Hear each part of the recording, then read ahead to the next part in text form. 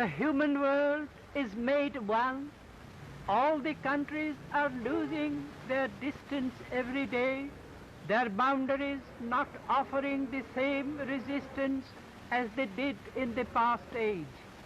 Politicians struggle to exploit this great fact and wrangle about establishing trade relationships.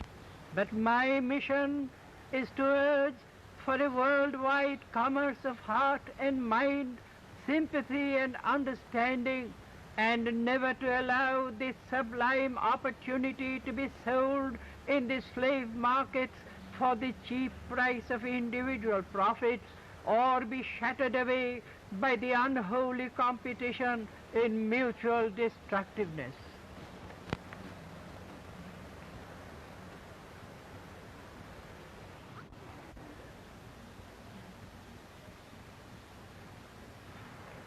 The human world is made one.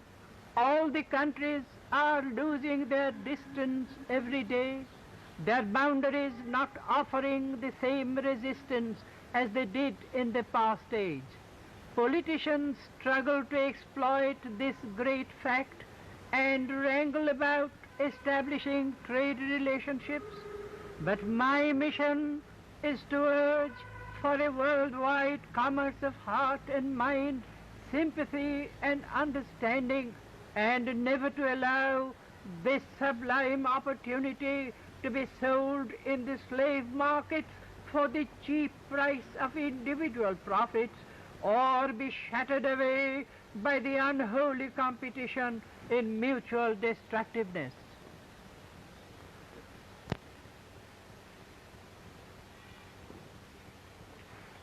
The human world is made one.